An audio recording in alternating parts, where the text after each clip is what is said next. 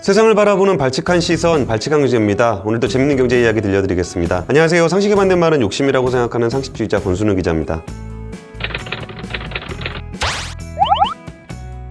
오늘 기아의 첫 전용 플랫폼 전기차 EV6가 공개됐습니다. 아이오닉5가 현대차에서 발표가 된 이후에 사전 계약 첫날 사상 최대 계약이 기록될 정도로 많은 관심을 모았는데요. 같은 EGMP 플랫폼을 이용한 기아의 전기차는 어떤 모습일지 기대를 참 많이 모았었습니다. 제가 그 현대기아차 디자이너들, 그러니까 기아차의 디자이너들하고 얘기를 해보니까 이게 이번에는 아이오닉5보다 EV6가 훨씬 예쁜 것 같다라는 얘기들을 많이 들어서 굉장히 저도 좀 기대를 많이 했습니다. 아무래도 이제 아이오닉5하고 주로 기대를, 비교를 좀 하게 될 것 같은데요. 일단 차이는 그 아이오닉5는 약간 패밀리카라는 느낌이 좀 강했어요. 그래서 좀 가족들이 좀 편안하게 탈 수 있는 그런 차라는 느낌이 좀 있었는데, EV6 같은 경우는 디자인도 굉장히 스포티하고 다이나믹하고 약간 좀 강렬한 그런 느낌이 좀 강했습니다. 주행거리가 아이오닉5보다 좀 더 길었는데요. 그 유럽 기준으로 510km, 한국 기준으로는 450km를 달릴 수 있다고 합니다. 아이오닉5가 한국 기준으로 한 410km 정도 간다는 점을 감안하면은 아이오닉5보다 EV6가 주행거리가 더 길다라는 걸 알 수 있습니다. 그 아이오닉5하고 EV6는 같은 EGMP 플랫폼을 기반으로 하기 때문에 이게 기본적인 성능이라든지 이런 부분들에서는 크게 차이가 나진 않아요. 근데 기아 쪽에서 설명을 하기로는 같은 플랫폼이지만 아이오닉5와는 다른 색깔을 주기 위해서 컨셉을 많이 가져갔다라고 하는데, 이 부분이 이제 다이나믹한 디자인과 짜릿한 퍼포먼스가 강점이다라고 기아에서 설명을 했습니다. 제로백은 GT 모델, 고성능 모델 GT 기준으로 한 3.5초 정도로 가장 짧았는데요. 이게 이번에 그 기아에서 보여줬던 영상이 있었는데, 이게 여러 개의 슈퍼카들과 400m 그 거리를 누가 더 빨리 가는지에 대해서 경주를 했습니다. 그랬을 때 맥라렌이 제일 빨랐고 그 다음에 기아였는데, 그 옆에 포르쉐라든지 AMG라든지 이런 굉장히 좀 슈퍼카들하고도 경쟁해서 크게 밀리지 않는 모습, 오히려 앞서는 모습을 보였습니다. 그리고 아이오닉5와 마찬가지로 EGMP 플랫폼이 가지고 있는 그 똑같은 특징, 그 V2L이라고 하는, 여기서 차 안에서 노트북을 쓸 때 콘센트를 꽂는다거나 아니면은 캠핑장에 가서 거기서 커피포트를 쓴다거나 할 수 있도록 그 전기를 차에서 뽑아 쓸 수 있는 V2L 기술이 그 EV6에도 탑재가 됐습니다. EV6는 일단 스탠다드와 롱레인지 그리고 GT 라인이 올해 안에 출시가 될 계획이고요. 아까 설명드렸던 제로백이 굉장히 빠르고 슈퍼카들과 경쟁을 했던 고성능 GT 모델 같은 경우는 향후에 나온다고 합니다. 이렇게 네 가지 모델로 운영을 하게 되는데, 기아에서 이제 아이오닉5하고의 그 시장이 겹치지 않도록 차별화를 하려고 노력을 많이 한 것 같아요. 그러면서 이 그 EV6에는 그 고성능 GT 모델이 있음으로써 전체적인 차량의 어떤 그 색깔을 조금 더 스포티하고 다이나믹한, 성능이 뛰어난 쪽으로 좀 가져가려는 것 같았습니다. 아이오닉5하고 비교를 해보면 저는 개인적으로 솔직히 EV6가 더 예쁜 것 같은 느낌을 받았어요. 차량 플랫폼이 같아서 이제 차량이 좀 비슷하지 않을까라고 생각을 했었는데, 일단 전면 헤드램프라든지 후면 리어 램프가 굉장히 좀 강렬한 그런 번개치는 그런 모습들을 좀 보이고 있고 개성 있게 나왔습니다. 그리고 아이오닉5 같은 경우는 그 앞바퀴에서 본네트 전면부까지의 거리, 오버행이라고 보통 표현을 하는데, 오버행이 좀 짧아요. 그러다 보니까 약간 둔탁한 느낌을 좀 주고 있는데, 이거를 좀 충분히 넉넉하게 오버행을 가져가면서 굉장히 날렵한 느낌을 주고 있습니다. 그리고 아이오닉5 같은 경우는 최고 시속이 185km밖에 안 돼요. 그런데 EV6는 260km까지 최고 속도를 낼 수 있습니다. 근데 이 부분이 사실 모터를 이용하는 거기 때문에 이거를 얼마로 속도를 제한하느냐가 또 이제 어떤 컨셉의 차이로 볼 수 있는데, 아이오닉5가 아까 패밀리카 느낌이 있었다고 했을 때 185km로 속도를 제한을 했고, EV6 같은 경우는 좀 더 퍼포먼스 모델 같은 느낌으로 260으로 제한을 한 것으로 보입니다. 최대 토크 같은 경우에 아이오닉5는 350, 그리고 EV6는 605, 훨씬 최대 토크도 강하다고 볼 수 있을 것 같습니다. 사실 우리가 운전을 하면서 시속 185km로 달릴 일도 사실 많지는 않잖아요. 그리고 EV6가 260km라 그러면 진짜 260km는 어디 가서도 좀 탈 일이 별로 없을 정도의 속도긴 한데, 그래도 이제 차에 대한 어떤 이미지라는 게, 시속이 260까지 나가는 차와 185가 나가는 차가 실제로 그 속도를 낼 리는 없다고 하더라도 그 차가 보여주는 어떤 이미지에는 좀 영향을 많이 미치는 것 같습니다. 충전 시간은 80%까지 충전하는데 18분, 굉장히 짧죠. 이거는 eGMP 플랫폼이 가지고 있는 특징이기 때문에 아이오닉 5나 뭐 EV6나 똑같습니다. 그리고 EV6는 일단 사전 계약을 오는 31일부터 사전 예약을 받는데요. 실제로 차를 인도받는 시점은 7월쯤 돼야 될 것 같아요. 그럼 앞으로 한 3달 정도를 더 기다려야 되는데 이게 왜 그렇게 빨리 사전 계약을 받냐라고 좀 질문이 좀 나왔었어요. 그랬더니 기아 쪽의 설명은 최근에 뭐 차량용 반도체를 비롯해서 전기차가 처음으로 대량 생산을 하는 거다 보니까 이 플랫폼, 모터, 배터리 이런 것들의 부품이 그렇게 여유가 있는 상황이 아닙니다. 그러다 보니까 부품 재고를 여유 있게 가져가면서 그때그때 바로바로 생산할 수 있는 게 아니라 조금 더 이렇게 타이트하게 운영을 하려다 보니까 사전 계약을 좀 미리 받아서 충분히 수요를 확인하고 그 수요에 맞춰서 배터리를 비롯한 부품들을 공급받아서 딱 맞춰서 좀 그 공급을 하려다 보니까 이게 사전 계약을 좀 미리 받고 차량 출시는 좀 뒤로 미뤄졌다고 합니다. 일단 이전에 아이오닉 5가 나왔을 때도 좀 논란이 됐었던 부분이 OTA, 통합 제어기 관련한 것들이었는데, 그러니까 테슬라에는 통합 제어라든지 자율주행 기능이라든지 이런 OTA라든지 이런 것들이 있는데 왜 아이오닉 5에는 없냐라는 비판이 좀 있었습니다. EV6도 같은 플랫폼을 사용하기 때문에 마찬가지로 안 들어갔습니다. 통합 제어기 2세대 같은 경우는 현대차에서 개발을 하고 있는데 이게 아마도 올해 말에 나오는 제네시스 전기차에 처음으로 탑재가 되지 않을까라고 생각을 하고 있습니다. 그리고 통합 제어기가 탑재가 안 돼 있기 때문에 무선 업데이트 통신 기능 자체는 있는데 OTA를 통해서 차량 전체적인 펌웨어를 제어를 할 수 있는 그런 것들은 아직까지 들어야 있지 않습니다. 그리고 현대차 그룹에서 현재 상용화되어 있는 모델 중에는 통합 제어기와 반자율주행 기능이 제일 잘 들어가 있는 게 HDA2입니다. 하이웨이 드라이빙 어시스턴트인데 아이오닉 5는 기본 장착인데 EV6는 옵션으로 HDA2를 선택을 할 수 있고요. 기본 옵션은 HDA1이 탑재가 되어 있습니다. 이 부분은 아무래도 이제 원가적인 측면을 좀 고려를 한 게 아닌가 싶어요. 이게 그 HDA2하고 HDA1하고 차이를 보면은 HDA2는 옆에서 차선 이동을 하는 것들도 자동으로 할 수가 있는데 사실 실제로 이거 써보신 분들은 알겠지만 이게 옆차의 간격이 굉장히 크게 벌어져 있을 때 이게 옮기기 때문에 그 정도면 내가 핸들을 틀어서 가도 되겠다라고 싶을 정도로 크게 뭐 이렇게 효용성이 있다라고 보기엔 좀 어려운 게 있어요. 근데 이게 어떤 효과가 있냐면은 이 HDA2라 그러면은 이게 후측방 뒤에 옆에 차선에서 오는 차라든지 저 앞쪽의 측방 이쪽들에 있는 차를 감지를 해야 이게 끼어들기를 할 수 있는 거잖아요. 그러다 보니까 운전을 했을 때 앞차와의 간격을 조절하거나 할 때 옆에 차선에서 끼어들어오는 차에 대한 어떤 반응성이 굉장히 좋습니다. 그래서 HDA2가 이런 성능이 있는데 일단 그 EV6에는 기본으로 들어가 있지는 않고 선택 옵션으로 탑재가 될 것이라고 합니다. 가격은 스탠다드 모델이 4천만 원, 롱레인지 모델이 한 5천만 원, 그리고 GT 라인 같은 경우에는 5천만 원대 후반, 그리고 고성능 GT는 7천만 원 초반 정도가 될 것이라고 합니다. 그러면 보조금을 다 받는다라고 생각을 해보면은 스탠다드는 3천만 원 중반대, 그리고 롱레인지는 3천만 원 후반대에 구매를 하실 수 있을 것 같습니다. 올해 판매 목표는 3만 대인데요. 그 아이오닉 5가 2만 6천 대였는데 좀 더 공격적인 목표를 가지고 있는 것으로 보입니다. 그리고 내년 목표는 글로벌하게 10만 대를 판매하겠다라고 하면서 국내에서 3만 대, 유럽에서 4만 대, 미국에서 2만 대, 그리고 기타 국가에서 1만 대를 판매할 계획입니다.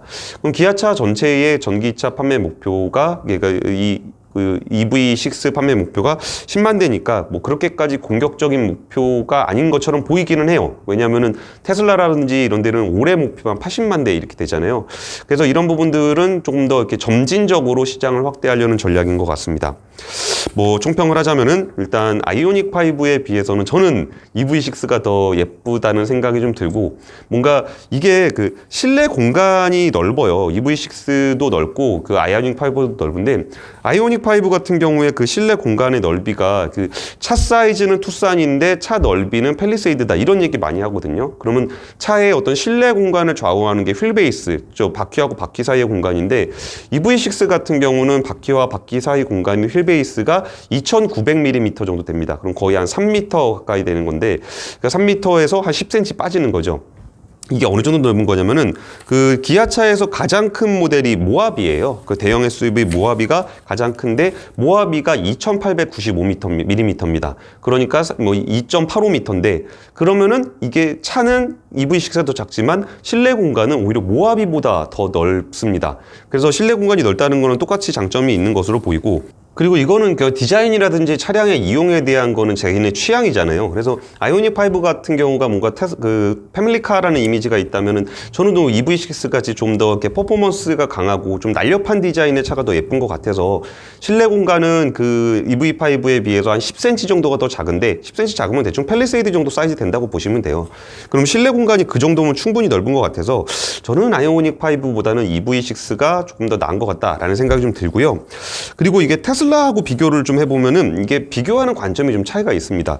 그 테슬라의 강점은 통합 제어를 기반으로 한 자율주행 기능과 OTA를 통해서 차량을 계속적으로 업데이트를 해서 성능을 개선할 수 있다는 부분인데 이게 그 현대차가 가능하려면 시간이 좀 더 걸릴 거예요. 이게 테슬라의 어떤 기술적인 격차가 좀 있기 때문에 이런 부분에 대해서 테슬라 차하고 비교를 하게 되면은 현대차가 지금 나오는 그리고 앞으로 나오는 차도 이 기술적인 측면에서는 테슬라의 모델 3를 비롯한 나머지 차종에 비해서 조금 떨어질 겁니다. 근데 그 소비자들이 차를 선택을 할 때 그 자율주행 기능만 가지고 차를 선택하는 것이 아니라는 것을 좀 인식을 하게 되는데요. 이게 사실 저는 개인적으로 그런 생각이 있어요. 통합 제어라든지 OTA라든지 이런 거를 경험해본, 그러니까 스마트 모빌리티를 경험을 해본 사람이 스마트 모빌리티가 아닌 차로 회귀를 하는 경우가 많지는 않을 거라는 생각이 들어요.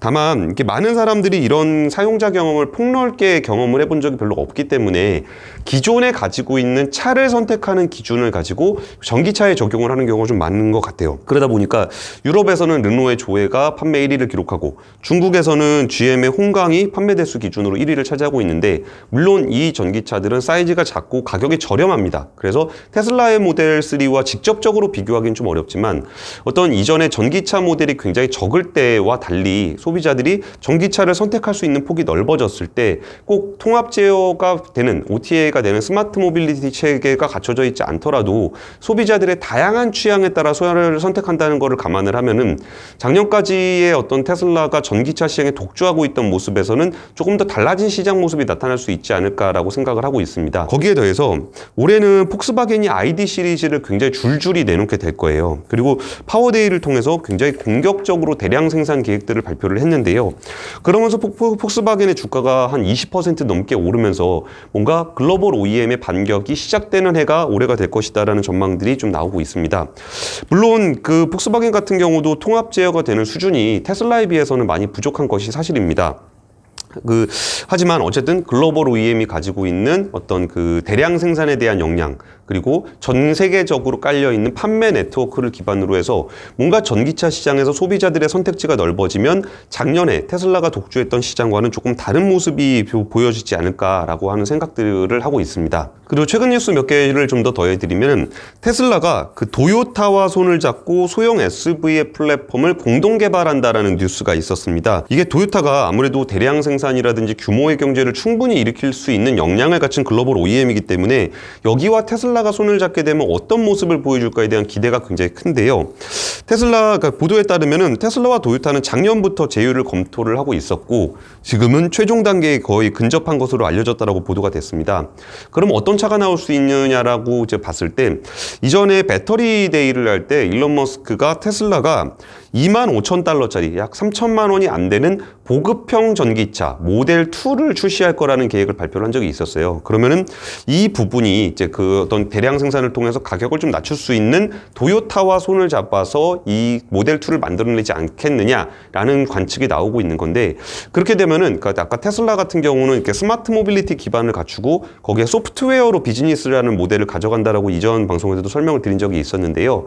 그러면 차량 가격이 낮아지면 더 많은 사람이 스마트 모빌리티를 구매할 수 있게 되고 이 똑같은 플랫폼 위에서 거기서 모빌리티 서비스 쪽에서 소프트웨어 쪽에서 수익을 낼 수 있는 그런 모델로 가져가는 게 아닌가 싶습니다. 최근에 테슬라 관련한 악재도 좀 있었어요. 그 트럼프 대통령이 좀 중국 때리기를 할 때 그때도 테슬라는 중국하고 굉장히 관계가 좋았어요. 그 상황에서도 상하이 그 기가 팩토리를 만들었고 이 중국 공장을 만들어서 차를 굉장히 많이 팔았고 작년에 판매된 전 세계에 팔았던 테슬라 전기차의 25%가 중국에서 판매가 됐습니다. 그 미중 무역 분쟁으로 험난한 시국에도 테슬라와 중국 정부는 사이가 굉장히 좋았는데요. 근데 갑자기 돌연 중국 정부가 공무원들을 상대로 테슬라 차를 타지 마라. 그게 왜 그러냐 그랬더니 테슬라가 차량 데이터들을 많이 모집을 하잖아요. 카메라라든지 뭐 이런 센서를 이용해서 데이터 수집을 하는데 이런 부분들이 국가 안보를 위협할 수 있다는 이유였습니다. 특히 항공우주 같은 보안이 중요한 곳에 어떤 종사하는 사람들은 회사 나올 때 타지 않는 것들을 넘어서 집에서도 타지 마라 이런 얘기를 했다고 하는데, 이 부분을 두고서 미국 언론에서는 이게 그러니까 미국 정부가 트럼프에서 바이든으로 바뀌었지만 중국 대리기가 지속이 되다 보니까 여기에 대한 어떤 반격 카드로 테슬라를 공격한 것이 아니냐라는 관측이 좀 나오고 있습니다. 근데 어쨌든 그 중국이라는 초거대 자동차 시장에서 굉장히 우호적인 관계를 가지고 있었던 테슬라가 뭔가 중국 정부의 견제를 받고 있다는 것은 좀 악재라고 볼 수 있을 것 같습니다. 또 테슬라가 전기 트럭 세미를 연내 출시하기 좀 어려울 거다라는 전망이 나오는데, 테슬라의 그 일론 머스크 CEO가 배터리 셀의 조달에 좀 문제가 있다라고 얘기를 하면서 내년에는 좀 괜찮지 않겠느냐라고 이야기를 하다 보니까 야, 올해는 그럼 안 나오겠구나라고 이제 평가가 나오는 겁니다. 사실 그 대형 트럭인 세미는 2017년에 처음 그 이야기가 되고 2019년부터 출시가 될 거라고 얘기를 했었습니다. 근데 이게 계속 미뤄지고 있는데, 사실 세미는 주행거리가 한 800km 정도 되고 일회충전 주행거리가 800km에 달하고 36톤의 짐을 적재하고도 20초 만에 100km를 갈 수 있다고 해서 이게 관심을 굉장히 많이 받고 있어요. 이게 잘 되면은 지금 전기차가 좀 한계라고 하는 것들이 무거운 차, 그 장거리를 가야 되는 차는 이게 좀 배터리로는 한계가 있다. 그래서 수소연료전지를 이용해서 만들어야 된다라는 좀 얘기가 지배적인데, 만약에 세미가 이 머스크가 얘기했던 그런 스펙으로 나오게 되면은 굉장히 좀 수소차와의 경쟁에서 한 발 앞서갈 수 있는 게임 체인저가 될 수 있습니다. 또 이렇게 트럭 같은 경우는 이렇게 굉장히 장거리를 운행해야 되고, 그리고 뭐 밤낮으로 운전을 해야 되는 경향이 있는데, 여기에 또 이제 강점이 있는 게 테슬라의 어떤 독보적인 강점인 자율주행, FSD, 풀셀프 드라이빙 기능이 탑재가 될 경우에 이 운전사들의 어떤 운전의 안전성을 굉장히 높여줄 수 있기 때문에 세미가 나오면 정말 큰 게임 체인저가 될 수 있다는 분석이 나옵니다. 근데 이게 과연 제대로 나올 수 있을지 자꾸 미뤄져서 이런 부분들이 약간 기대에 비해서 조금 늦어진다. 근데 사실 일론 머스크가 뭐 사실 시점을 잘 맞추는 CEO는 아니었어요. 이게 방향을 잘 잡아주고 이거를 그때까지를 목표로 한다는 거였지 꼭 그때 내겠다라고 약속한 것도 아니고 그걸 위해서 최선을 다하겠다는 정도의 메시지로 보면 되기 때문에 아직까지 세미에 대한 기대치가 좀 낮아진 상황은 아닙니다. 근데 뭐 올해 좀 됐으면 정말 게임 체인저로서의 테슬라가 다시 한번 돋보일 수 있는 기회가 될 수 있었을 텐데 라는 아쉬움이 조금 있는 겁니다. 어쨌든 그 소비자들이 선택할 수 있는 전기차의 종류가 되게 다양해지면서 이제 그 전기차로의 전환 그리고 기후변화 대응을 위한 탄소 배출 저감 노력들이 좀 지속이 되고 있다는 점을 좀 눈여겨볼 수 있을 것 같고, 그리고 테슬라가 독주하는 시장에서 글로벌하게 경쟁력을 갖고 있었던 내연기관에서 경쟁력을 갖고 있었던 글로벌 OEM들이 되게 다양한 차종의 차를 대량 생산을 함으로써 뭔가 글로벌 전기차 시장의 판도가 변하고 있다라고 얘기할 수 있을 것 같습니다. 올해는 그래서 저도 상당히 기대를 하고 있습니다. 오늘 준비한 얘기는 여기까지고요. 지금까지 발칙한 경제였습니다. 감사합니다.